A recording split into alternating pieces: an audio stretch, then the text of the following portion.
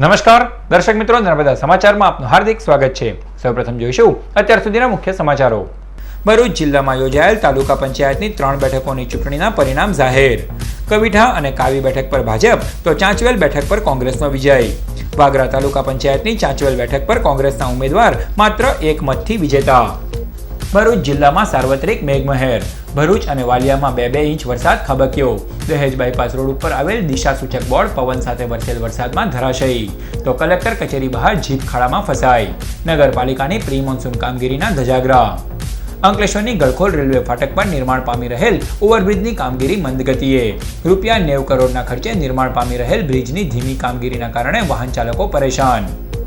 આજ રોજ અંગારિકા ચોથ નિમિત્તે ઠેર ઠેર ધાર્મિક કાર્યક્રમો યોજાયા। ભરૂચના સિદ્ધિવિનાયક અને અંકલેશ્વરના ક્ષિપ્રા ગણેશ મંદિરે ગણેશ યાગનું આયોજન।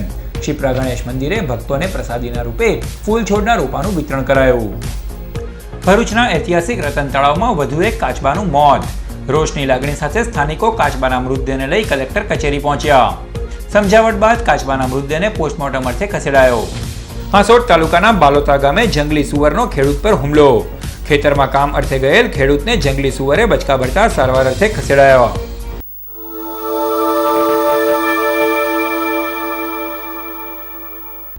ભરૂચ જિલ્લામાં 3 તાલુકા પંચાયતની 3 બેઠકો ઉપર યોજાયેલ પેટા ચૂંટણીમાં 2 પર ભાજપાનો તો 1 બેઠક પર કોંગ્રેસના ઉમેદવારનો વિજય થયો।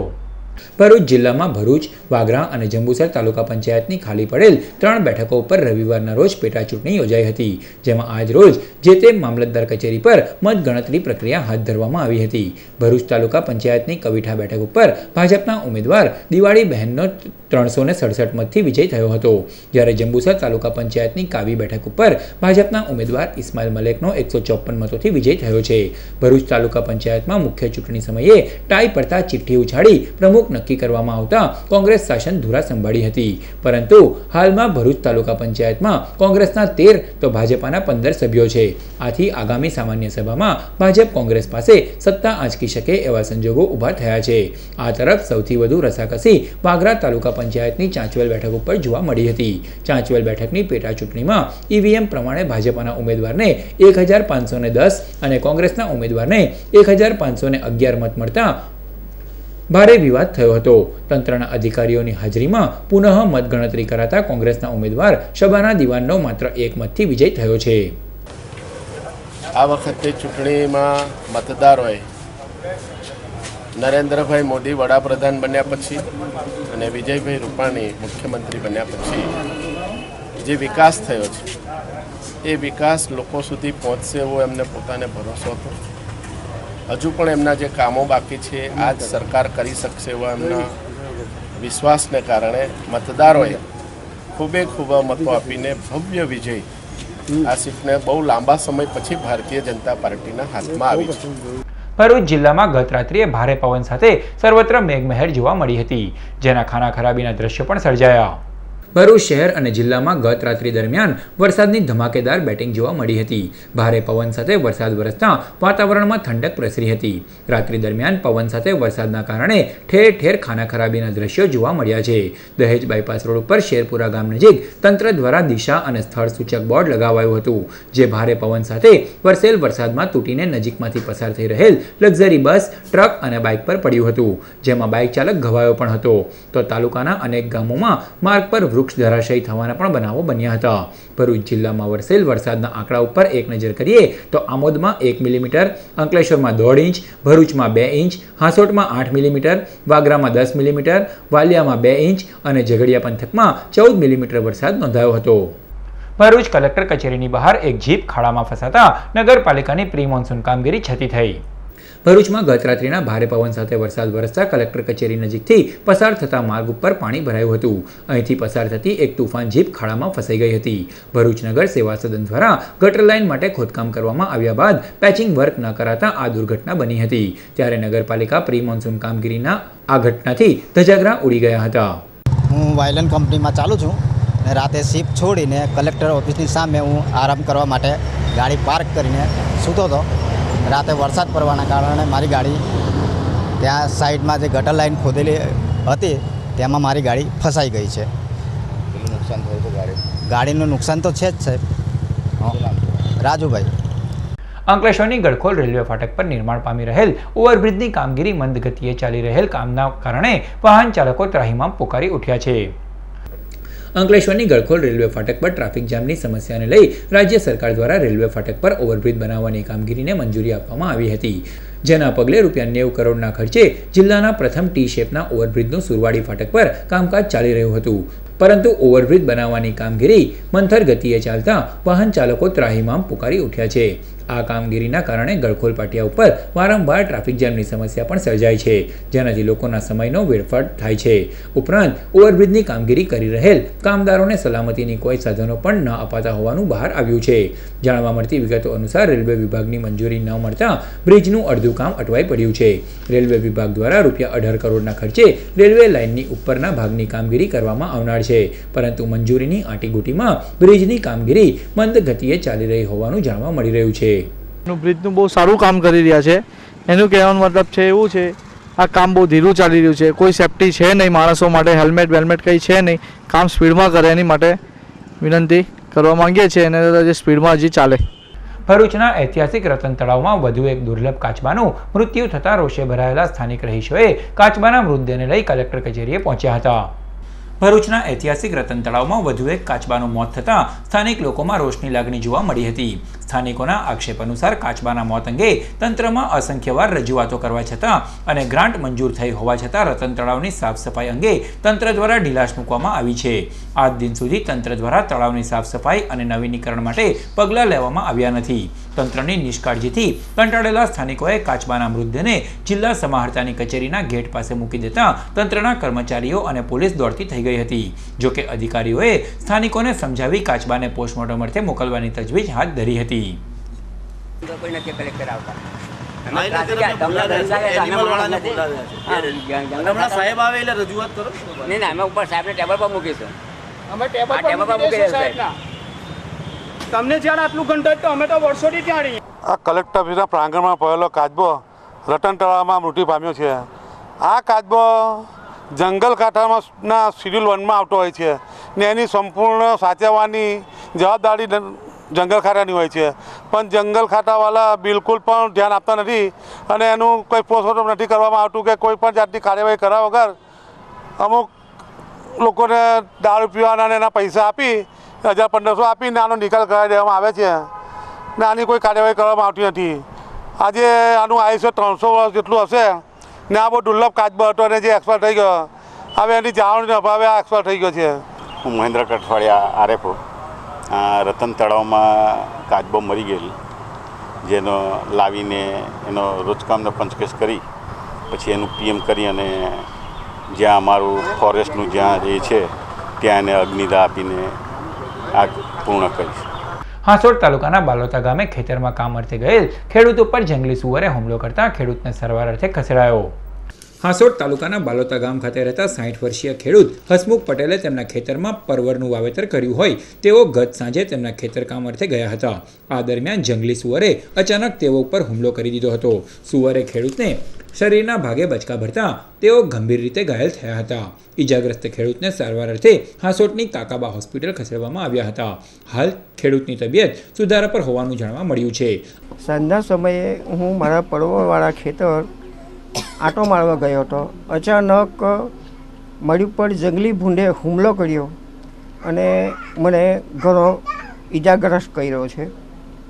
અમારા ગામમાં આ જંગલી ભૂંડોનો ખેતીના પાકોમાં ઘણો ત્રાસ છે અને માણસોની ઉપર પણ હુમલો કરે છે, જેથી તંત્રને મારે એવું કહેવું કે ભવિષ્યમાં કદાચ કોઈ વ્યક્તિનો જાન લે તે પહેલાં સત્વરે પગલાં ભરે એવું હું ઈચ્છા રાખું છું.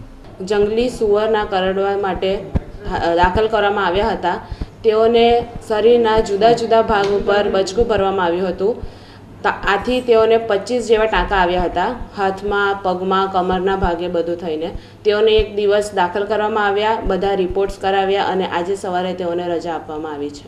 અત્રે ઉલ્લેખનીય છે કે હાંસોડ તાલુકાના ગામોમાં જંગલી સુવરે આતંક મચાવ્યો છે. સુવર ખેડૂતોના ઊભા પાકને પણ વ્યાપક પ્રમાણમાં નુકસાન પહોંચાડે છે, ત્યારે તંત્ર સુવરના ત્રાસને નાથવા માટે યોગ્ય પગલાં ભરે તેવી માંગ ઉઠી રહી છે. આજરોજ અંગારિકા ચોથ નિમિત્તે ભરૂચના સિદ્ધિવિનાયક તો અંકલેશ્વરના ક્ષિપ્રા ગણેશ મંદિરે ગણેશ યાગનું આયોજન કરાયું. મંગળવાર અને ચોથનો સુભગ સમન્વય એટલે અંગારિકા ચોથ. મનના મનોરથ પૂર્ણ કરનાર અંગારકી ચોથ નિમિત્તે ભરૂચના મક્તમપુર વિસ્તારમાં આવેલ સિદ્ધિવિનાયક ગણેશ મંદિરે ગણેશ યાગનું આયોજન કરવામાં આવ્યું, જેમાં શાસ્ત્રોક્ત વિધિ અનુસાર દુંદાળા દેવની આરાધના કરવામાં આવી. સદર ધાર્મિક કાર્યક્રમોનો ભાવિક ભક્તોએ લાભ લીધો. આ તરફ અંકલેશ્વર હાંસોડ રોડ ઉપર આવેલ અને તુરંત જ ફળ આપનાર ક્ષિપ્રા ગણેશ મંદિરે પણ અંગારિકા ચોથ નિમિત્તે ગણેશ યાગનું આયોજન કરાયું, જેમાં પ્રથમ પૂજાતા દેવ એવા શ્રી ગણેશની આરાધના ભક્તો કરી હતી. પર્યાવરણની જાળવણી થાય એ હેતુથી મંદિરના ટ્રસ્ટીઓ દ્વારા નવતર અભિગમ હાથ ધરાયો હતો. ક્ષિપ્રા ગણેશજીના દર્શનાર્થે આવતા શ્રદ્ધાળુઓને પ્રસાદ રૂપે ફૂલ છોડના રોપાનું વિતરણ પણ કરાયું હતું. બીજા નંબરની અંદર કે દર મંગળવારને દિવસે પણ અહીંયા તમામ ભાવિક ભક્તો અહીં પધારે છે અને એમની મનોકામના લઈને અહીંયા આવે છે અને એ મનોકામના એમની પરિપૂર્ણ થાય છે. એને વત્તા બીજા નંબરની અંદર કે આટલા બધાની અંદર આપણા 35 ફીટ નર્મદા માતાજીનું મંદિર આવેલું છે. તે 200-300 વર્ષ જૂનું છે અને તેમને હાલની અંદર અહીં ખસેડીને અમે જાન્યુઆરી સુધીની અંદર એ મૂર્તિની પ્રતિષ્ઠા અહીં કરવાના છીએ અમે. તો ભાવિક ભક્તોને અને આપણે આ જે બીજા પરિક્રમાવાસીઓ આવે છે તે લોકોને પણ ફાયદો થશે કે જેમના દર્શન કરીને પાવન થશે.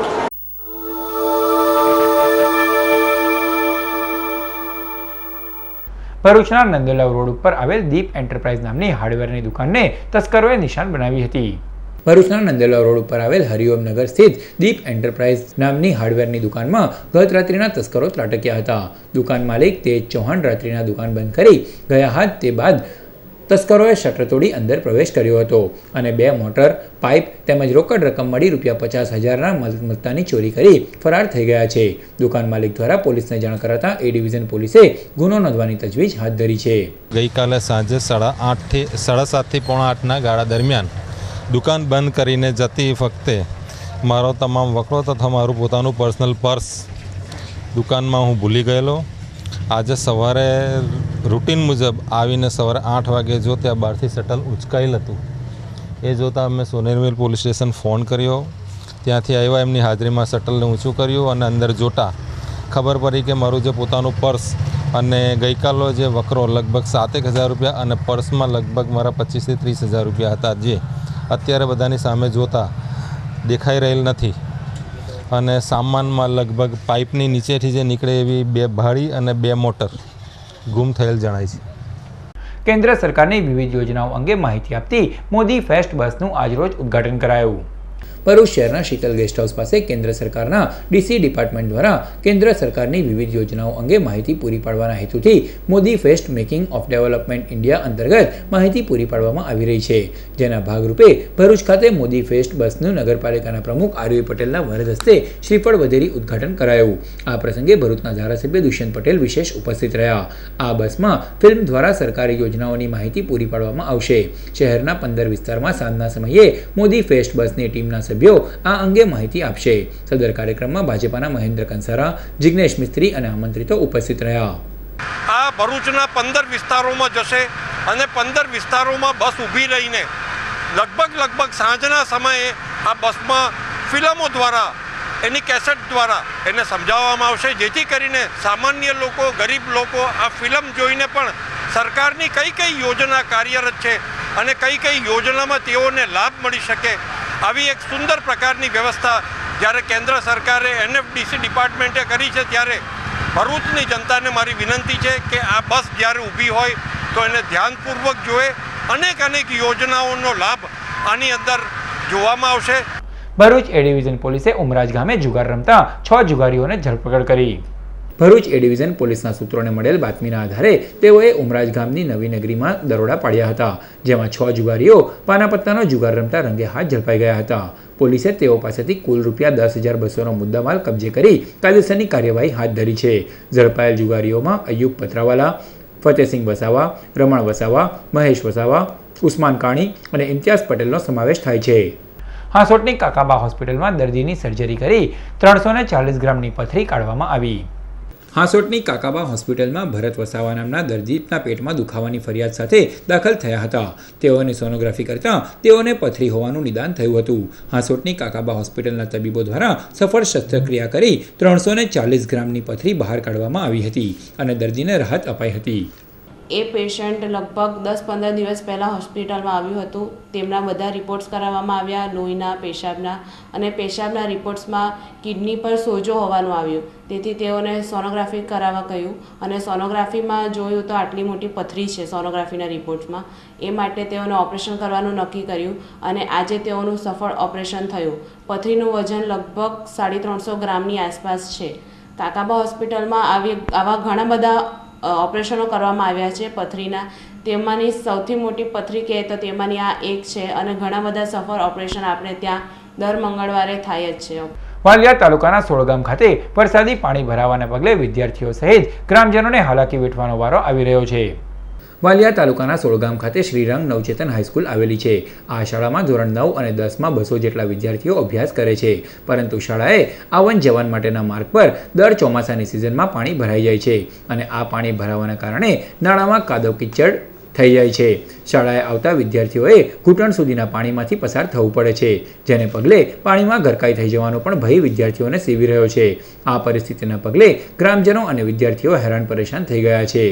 ગ્રામજનો દર વર્ષે આ નાળાની સ્વયં સાફ સફાઈ કરે છે, ત્યારે તંત્ર વહેલી તકે આ બાબતે ત્વરિત યોગ્ય પગલાં નહીં ભરે તો તેની અસર વિદ્યાર્થીઓના અભ્યાસ પર પણ પડી શકે છે. ભરૂચ શહેરના બહાદુર બુરુજ વિસ્તારમાં આવેલ ભરૂચી માતાજીના મંદિરનો દ્વિતીય પાટોત્સવ નિમિત્તે વિવિધ ધાર્મિક કાર્યક્રમો યોજાયા. શહેરના બહાદુર બુરુજ વિસ્તાર સ્થિત ભરૂચી માતાજીના મંદિરના દ્વિતીય પાટોત્સવ નિમિત્તે વિવિધ ધાર્મિક કાર્યક્રમોનું આયોજન કરાયું, જેમાં હવન સહિતના કાર્યક્રમો યોજાયા. સદર ધાર્મિક કાર્યક્રમોનો ભાવિક ભક્તોએ લાભ લીધો. એકતા ગ્રામીણ પ્રજા વિચાર મંચ દ્વારા દોરા ગામે વડોદરા મુંબઈ એક્સપ્રેસવેમાં જમીન ગુમાવનાર ખેડૂતોની બેઠક મળી. ભરૂચ તાલુકાના દોરા ગામ ખાતે વડોદરા મુંબઈ એક્સપ્રેસવેમાં જમીન ગુમાવનાર ખેડૂતોને યોગ્ય ન્યાય મળે અને વળતર મળે તે માટે એકતા ગ્રામીણ પ્રજા વિચાર મંચની ખેડૂતો સાથે એક બેઠક મળી હતી, જેમાં ખેડૂતોને યોગ્ય વળતર અને ન્યાય મળે તે માટેની ચર્ચા વિચારણા કરવામાં આવી અને આવનારા સમયમાં ખેડૂતો સરકારની નીતિ સામે વાંધો ઉઠાવી આર્બિટ્રેશનમાં દાવાઓ દાખલ કરશે તેમ એકતા ગ્રામીણ પ્રજા વિચાર મંચના આગેવાનોએ જણાવ્યું હતું.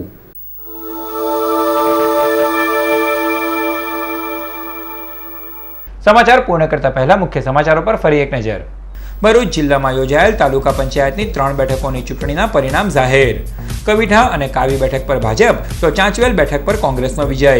વાગરા તાલુકા પંચાયતની ચાંચવેલ બેઠક પર કોંગ્રેસના ઉમેદવાર માત્ર 1 મતથી વિજેતા. ભરૂચ જિલ્લામાં સાર્વત્રિક મેઘમહેર. ભરૂચ અને વાલિયામાં 2-2 ઇંચ વરસાદ ખાબક્યો. દહેજ બાયપાસ રોડ ઉપર આવેલ દિશા સૂચક બોર્ડ પવન સાથે વરસેલ વરસાદમાં ધરાશયી, તો કલેક્ટર કચેરી બહાર જીપ ખાડામાં ફસાઈ. નગરપાલિકાની પ્રી મોન્સૂન કામગીરીના ધજાગરા. અંકલેશ્વરની ગળખોલ રેલવે ફાટક પર નિર્માણ પામી રહેલ ઓવરબ્રિજની કામગીરી મંદ ગતિએ. રૂપિયા 90 કરોડના ખર્ચે નિર્માણ પામી રહેલ બ્રિજની ધીમી કામગીરીના કારણે વાહન ચાલકો પરેશાન. આજરોજ અંગારિકા ચોથ નિમિત્તે ઠેર ઠેર ધાર્મિક કાર્યક્રમો યોજાયા. ભરૂચના સિદ્ધિવિનાયક અને અંકલેશ્વરના ક્ષિપ્રા ગણેશ મંદિરે ગણેશ યાગનું આયોજન. ક્ષિપ્રા ગણેશ મંદિરે ભક્તોને પ્રસાદીના રૂપે ફૂલ છોડના રોપાનું વિતરણ કરાયું. ભરૂચના ઐતિહાસિક રતન તળાવમાં વધુ એક કાચબાનું મોત. રોષની લાગણી સાથે સ્થાનિકો કાચબાના મૃતદેહને લઈ કલેક્ટર કચેરી પહોંચ્યા. સમજાવટ બાદ કાચબાના મૃતદેહને પોસ્ટમોર્ટમ અર્થે ખસેડાયો.